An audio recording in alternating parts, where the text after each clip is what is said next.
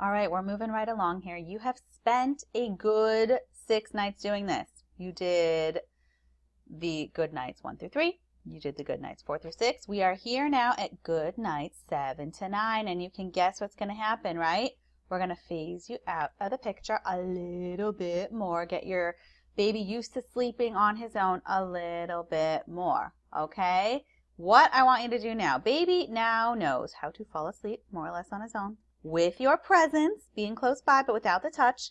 But your baby's still very dependent on needing to see you very vividly in the picture. So now what we want to do is start getting that visual aid slowly and less involved in the picture by getting that independence there. So for nights 7 to 9, I want you to move your chair or your sleep station, wherever you've decided to be, to the midpoint between your baby's crib and the door. Okay, this is kind of like a picture showing further away. Depends on your room setup. Some rooms have the crib right by the door. I just want you to be further away from your baby, but progressively getting more and more out of the picture. Okay, remember, it's just the next step. This is not usually a major transition for babies, only because your baby already knows how to go to sleep in his crib with your help with the full touch.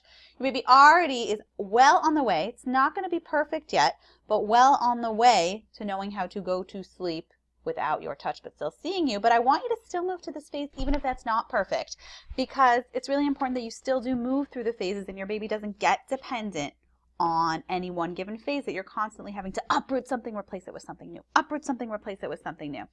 So now what we're going to do is just move yourself a little bit further away. Okay, you want to make sure that your baby's okay. You want to make sure your baby can still see you, but that you're just a little bit further away. Really just that midpoint. I doubt any of you have, like, massive bedrooms for your baby that it's like you're 400 feet away. It's not a major difference, but the picture and the point is that you are progressively phasing yourself out more. Now, bedtime and nights you've been focusing on exclusively, but if you feel like your baby is doing really, really well, you can go skip to the next section after this and start incorporating naps, which is in the good sleep finish section of nap training.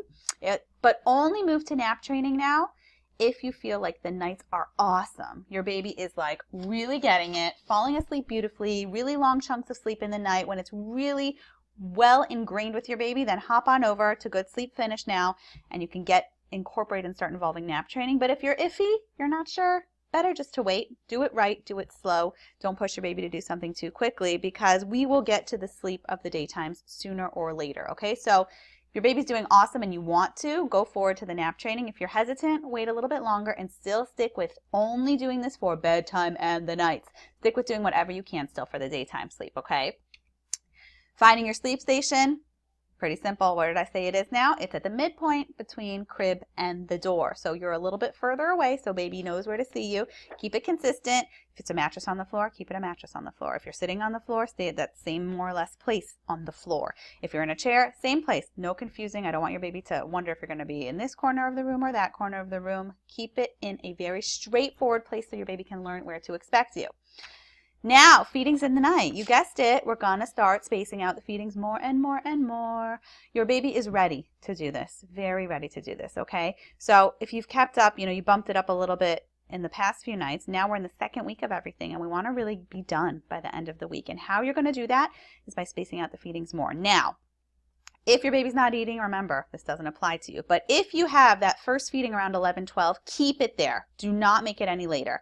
But start bumping the next feeding out. If you've been doing 11, 12, 3 and the morning, now do 11, 12, 4:30 or 5. Start getting rid of it. So the goal is that your baby's eating once around 11 to 12 and slowly phasing out that second bottle, second nursing, second sippy cup, whatever it is, to slowly get acclimated to less and less and less. Now at this stage in the game, if your baby's doing well, if your baby is bottle fed, you can also minimize the amount of that second bottle. Not the first bottle, but you can minimize the amount. If your baby's having an 8-ounce bottle and you're offering that second one around 4 or 5, you can get it down to 6, maybe 5.5. You don't want to make a drastic change, and I would still keep a full bottle around 11, 12, but you can start enlisting that. If you're nursing, you can try maybe giving one side, but your baby's probably not going to have it. So it's not a major deal, but again, getting your baby's body acclimated to lasting these longer stretches. Okay? 5-second rule, still the same. Whether it's before that 11, 12 bottle or nursing, or by that second one, If your baby wakes up within the time frame of when they're going to be eating and you're doing this phase out method, not touching, sitting at the midpoint far away and shushing and singing and helping your baby, but the time arrives where it's time to eat, 5-second rule, you know the drill now, out of the room, count to 5, come back. Okay, and I want you to still keep all those other rules in place. Still, the spouse help rule. Whoever starts each sleep session should be the one to finish it. Still, the stand up, sit down rule. Now, by now, your baby's going to start getting the point that you don't keep putting them down over and over and over and over and over and over and over.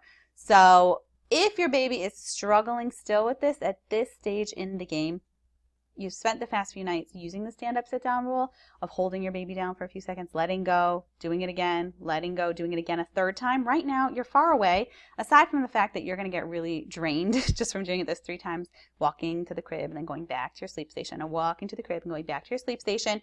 Your baby can do this. So at this point, I really want no touch by all means of what that means, okay? By all words necessary to describe, you're not helping him go down. So the stand up, sit down rule is not going to apply anymore, only because you're not going to go. Your baby knows that he's supposed to lie down.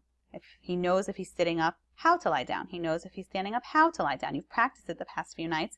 And right now, I want to make sure that it doesn't turn into a game, and I want to make sure you don't have this jack-in-the-box effect of up, down, up, down, up, down.